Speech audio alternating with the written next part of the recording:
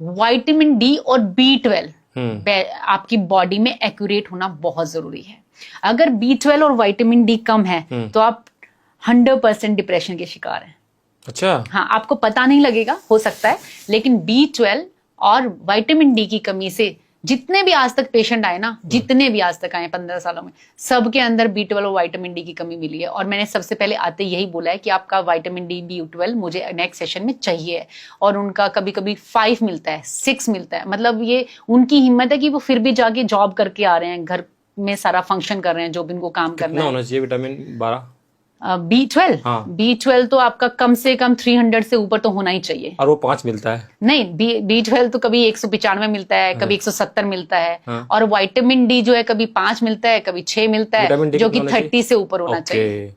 ये 30 से ऊपर होना चाहिए। आप सोचो, अगर हमारे पूरे वातावरण में सूरज ना निकले तो आपको कैसा लगेगा? अरे खत्म हो जाएगा, सब कुछ खत्म हो जाएगा। हाँ। पेड़ पौधे, फ्रूट कुछ भी नहीं मिलेगा, फसल भी नहीं होगी। यही काम विटामिन डी बॉडी के अंदर करता है। अच्छा, ये बहुत इंपॉर्टेंट मैसेज है, अगर आपके थ्रू लोगों तक पहुंच जाए तो। जैसे हमें अंधेरा अच्छा नहीं लगता, राइट? जब 6 महीने तक अंधेरा रहे तो हमारे वातावरण को अच्छा नहीं लगेगा, 1 महीने भी अच्छा नहीं लगेगा, 1 हफ्ते भी अच्छा नहीं लगेगा। ठीक इसी तरह से विटामिन डी अगर बॉडी में नहीं है तो हमारी बॉडी वैसा ही अंदर से फील कर रही है और हम डिप्रेस्ड फील कर रहे हैं, कुछ भी करने का मन नहीं कर रहा, जो चीज हम पहले कर रहे थे वो भी नहीं हम कर पा रहे, हमारी बॉडी में कहीं कहीं पेन हो रहा है, राइट? तो विटामिन डी सारे मिनरल्स और विटामिन को सोखता है और सप्लाई करता है। अगर विटामिन डी नहीं है और सारे मिनरल्स आपकी बॉडी में आप ले रहे हैं तो कोई भी बॉडी के अंदर जा नहीं रहा है, वो स्टूल पास होके बाहर निकल रहा है। अच्छा।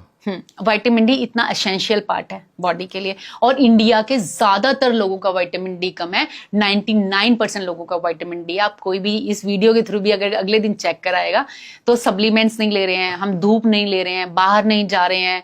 मैंने ऐसे भी लोगों को देखा जो 1-1 महीने तक धूप देखते ही नहीं है, क्योंकि वो बेसमेंट्स में काम कर रहे हैं, उनको पता ही नहीं है मतलब धूप कब लेनी है। तो सुबह की जो धूप है, 7 से 9 की जो धूप है, वो अगर आप ले रहे हैं तो आपकी विटामिन डी कंप्लीट हो सकता है। पर साथ में आपको, क्योंकि अगर आप वेजिटेरियन हैं तो B12 तो होता नहीं है वेजिटेरियन फूड्स में, तो क्या कहते हैं, आपको B12 के सप्लीमेंट लेने ही लेने चाहिए 18 साल के बाद, 16 साल के बाद। मेरा सवाल भी आगे वाला यही होने वाला था कि इतनी कमी है B12 और विटामिन डी की।